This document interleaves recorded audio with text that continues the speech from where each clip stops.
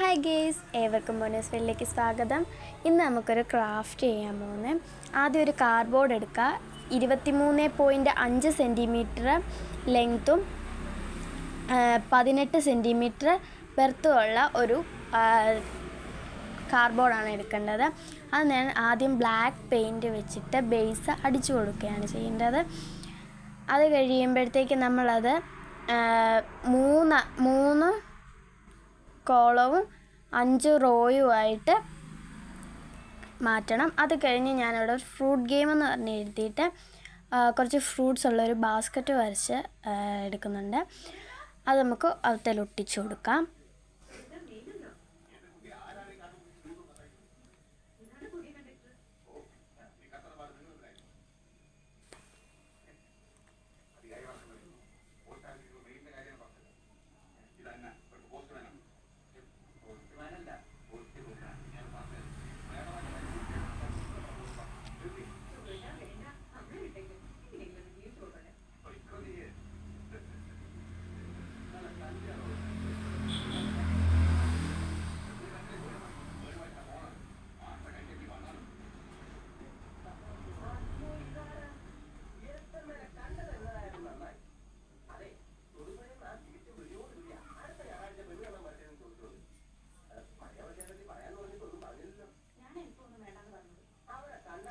അത് കഴിഞ്ഞൊരു 3 ഫ്രൂട്ട്സ് ഞാൻ വരച്ചെടുത്തിട്ടുണ്ട്. അത് നമുക്ക് കളർ ചെയ്യണം. അത് കഴിയുമ്പോൾ അതൊന്ന് ആ പേപ്പറിൽ നിന്ന് സെപ്പറേറ്റ് ആയിട്ട് ഫ്രൂട്ട്സ് തന്നെ കട്ട് ചെയ്ത് മാറ്റണം.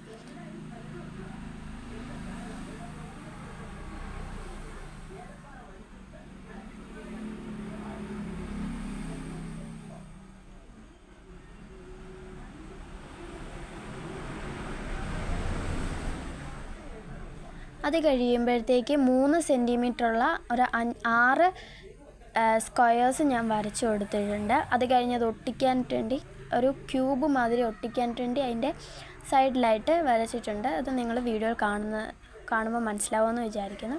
കഴിഞ്ഞ് നമ്മൾ നേരത്തെ എടുത്ത 3 ടൈപ്പ് ഫ്രൂട്ട്സിൻ്റെ പിക്ചർ നമ്മൾ അവത്തേൽ വരച്ചു കൊടുക്കണം. ഒരു ഫ്രൂട്ടിൻ്റെ പിക്ചർ 2 പ്രാവശ്യം എന്ന രീതിക്ക്. അത് കഴിയുമ്പോൾ നമ്മളത് ഒരു ക്യൂബ് എന്ന രീതിയിൽ അതെല്ലാം കൂടെ ഒന്ന് ജോയിൻ ചെയ്ത് കൊടുക്കണം.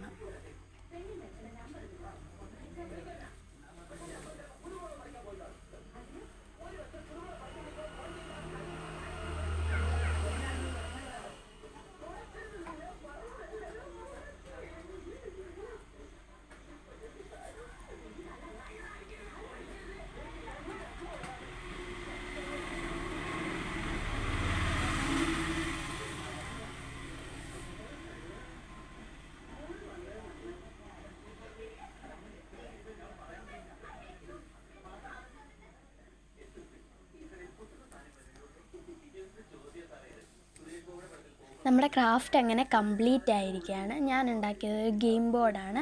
ഇതെങ്ങനെയാണെന്ന് വെച്ച് കഴിഞ്ഞാൽ നമ്മൾ ആ ഡൈസ് കറക്കിയിടുമ്പോൾ ഏത് ഫ്രൂട്ടിൻ്റെ പിക്ചറാണോ വരുന്നത് ആ ഫ്രൂട്ട് ഓരോ കളം വീതം കയറ്റി വയ്ക്കുന്നു.